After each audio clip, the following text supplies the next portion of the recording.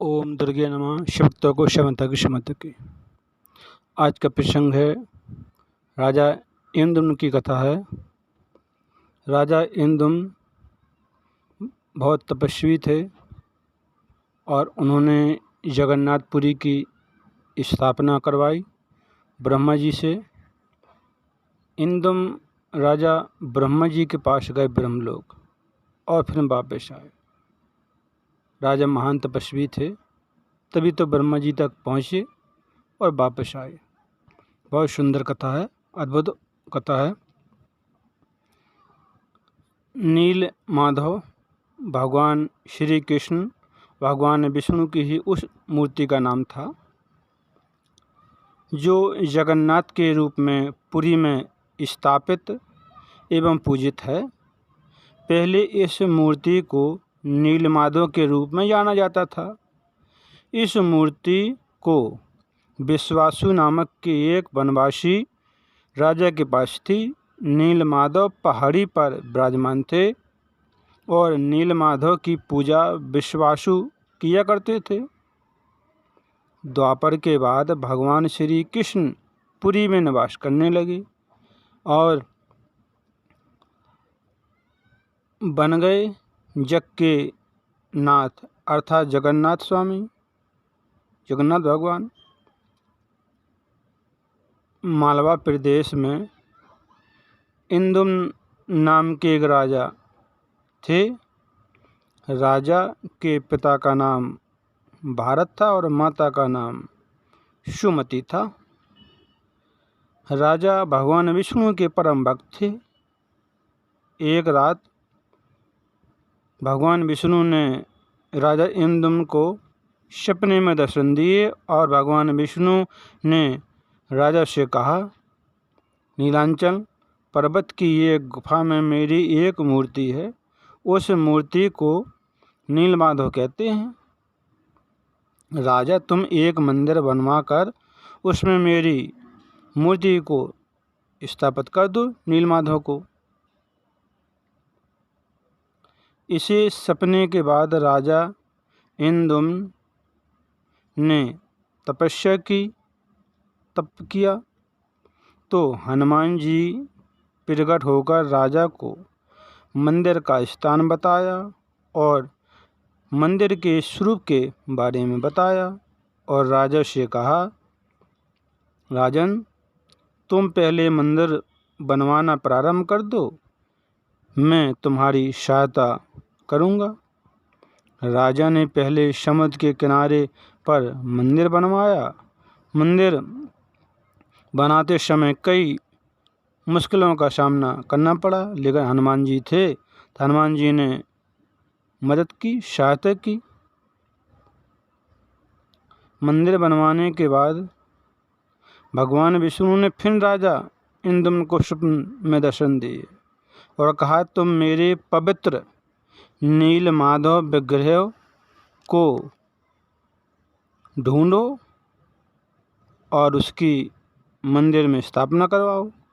तब राजा ने अपने भाई विद्यापति से कहा, तुम जंगल में प्रभु की मूर्ति ढूंढो, नीलमाधव की मूर्ति ढूंढ कर लाओ। तब विद्यापति मूर्ति को ढूंढने के लिए कुछ सैनिकों के साथ जंगल में गया तो विद्यापति को एक पहाड़ दिखाई दिया जहाँ पर आदिवासी रहते थे। कबीले के राजा मुखिया एक गुप्त स्थान पर भगवान नीलमाधव की मूर्ति रखता था और उनकी भक्ति करता था, उनकी पूजा करता था। विश्वासु की एक सुंदर लड़की थी। तब विद्यापति गया तो जंगली शेर ने विद्यापति पर हमला कर दिया। तब ललिता ने विद्यापति की रक्षा की, उसको बचाया और कबीले में ले गई और फिर विद्यापति ने ललिता से विवाह कर लिया और साथ में रहने लगी। तब विश्वासु को विश्वास हो गया। तब विश्वासु एक दिन नीलमाधव की पूजा करने के लिए गया। तब साथ में विद्यापति बोला, मुझे भी ले चलो दर्शन करने के लिए। तब उन्होंने कहा ठीक है, तुमको दर्शन करने के लिए ले जा रहे हैं और गुप्त स्थान पे वहाँ कोई नहीं जाता है। तो विद्यापति की आँखों पर पट्टी बांध दी और ले गए।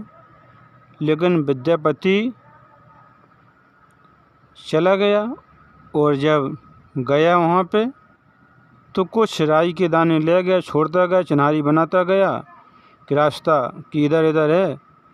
उस मूर्ति तक पहुँचा और फिर उसकी आंखें खोली। विद्यापति ने देखा कि ये पत्थर चमक रहा है और नीला नीला चमक रहा है, यही भगवान विष्णु की मूर्ति है नीलमाधव।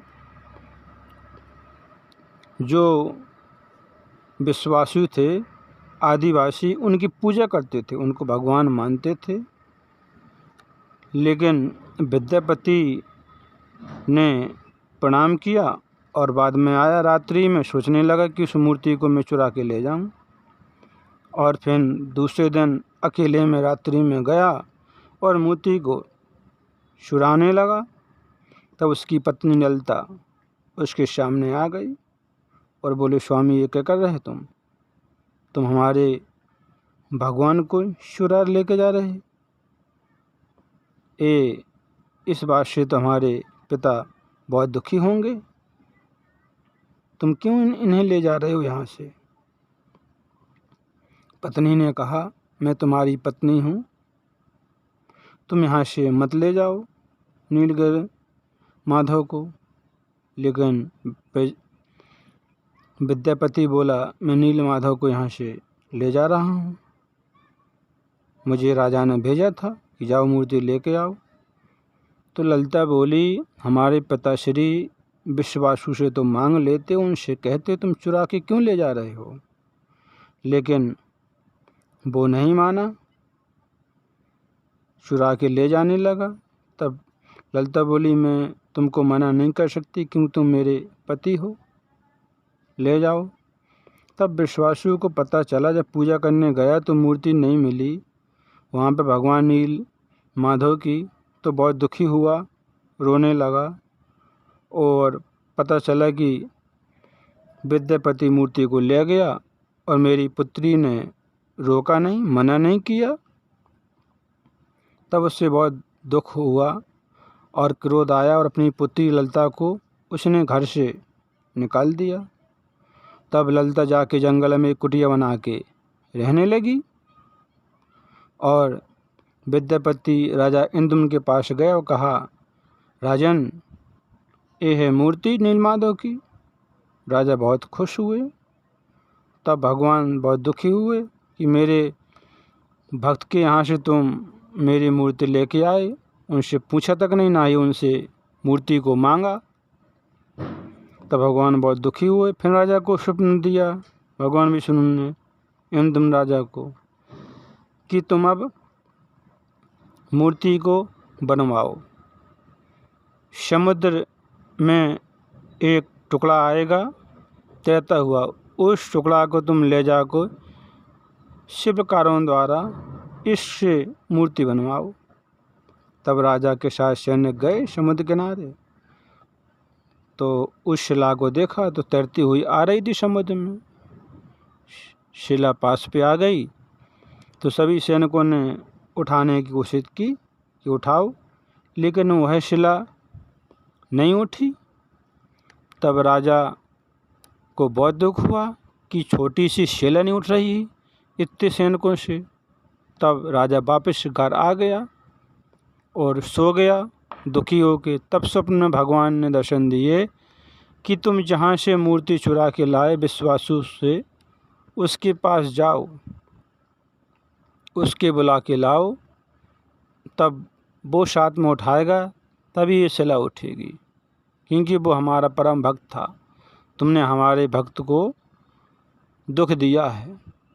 तब राजा इंद्रदम्न गया विश्वासु के पास जंगल में, जहाँ वो पहाड़ी पर रहता था, और उनसे क्षमा मांगी कि आप कबीले के राजा हो, हमारे भाई विद्यापति से गलती हो गई, उनको तुम मूर्ति मांगना चाहिए था, मूर्ति मांगी नहीं और तुमको चुरा के भी ले गया। तब विश्वासु ने क्षमा किया, कहा ये तो हमारी पुत्री का पति है, अब तो क्षमा हम किए देते हैं। और सभी लोगों ने मिलके उस शिला को उठाया तो शिला उठ गई। लाए शिला को राजा इंदुम तो कई शिल्पकारों को बुलाया, लेकिन किसी शिल्पकार ने उस शिला से मूर्ति नहीं बना पाई। तब राजा इंदुम बहुत दुखी हुए और आके फिर अपने महल में सो गए। फिर रात्रि में स्वप्न हुआ कि तुमको पुरी में ही एक शिल्पकार वृद्ध आएगा, तुम जाओ मंदिर के पास बैठो। तो राजा गया, मंदिर के पास बैठा रहा। सुबह से शाम होने वाली थी, तब वहाँ से शिल्पकार आए और उनको पूछा और वो कहा हाँ हम ही शिल्पकार हैं, लेके गए। तो वो तो देवताओं का विश्वकर्मा था, शिल्पकार भगवान ने भेजा था। तो गया तो उन्हें कहा इस शिला की 4 मूर्ति बनेंगी, भगवान जगन्नाथ की, उनके भाई की और उनकी बहन की सुभद्रा की। इससे 3 मूर्ति बनेंगी और एक सुदर्शन चक्र बनेगा भगवान विष्णु का। उन्होंने कहा ठीक है। तब शिल्पकार ने कहा कि हमारी शर्त है कि मैं इस मूर्तियों को एक कमरे में बनाऊंगा और 21 दिन बनाऊंगा, मुझे कोई रोके ना ही मेरे पास कोई आए। अगर कोई आ गया मेरे पास, किसी ने मुझे रोका, तो मैं उसी समय यहाँ से चला जाऊंगा। राजा ने कहा ठीक है, क्योंकि उससे 3 मूर्ति और एक भगवान विष्णु का सुदर्शन चक्र बनेगा। पहली मूर्ति श्याम वर्ण की भगवान श्री कृष्ण जगन्नाथ की थी, दूसरी मूर्ति बलभद्र की थी जो गौर वर्ण की थी, और तीसरी मूर्ति सुभद्रा जी की थी, भगवान की बहन की, जो चंदन के समान रंग वाली थी। चौथे सुदर्शन की सुनहरे वर्ण की। विश्वकर्मा ने जगन्नाथ की मूर्ति बना दी 15 दिन में। विश्वकर्मा ने मूर्तियों को 15 दिन में बना दिया। जैसी मूर्ति बननी थी वैसी भगवान की कृपा से विश्वकर्मा जी ने, शिल्पकार ने मूर्ति बना दी। तब रानी गुंडीचा ने कहा कि शिल्पकार की कोई आवाज़ नहीं आ रही है और एक रूम में बंद हैं और मूर्तियों का निर्माण कर रहे हैं, मूर्तियों को बना रहे हैं। इतने दिन व्यतीत हो गए, पता है उनकी हालत कैसी होगी, उनका क्या होगा। तो उनके मन में धैर्य न रहा, उनको संकोच हुआ और उन्होंने दरवाज़ा खोल दिया।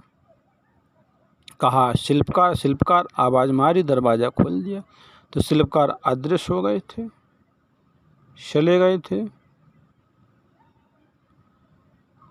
बहुत ही सुंदर, अद्भुत और रोमांचकारी कथा है राजा इंद्रदुम्न की, उनकी पत्नी गुंडीचा।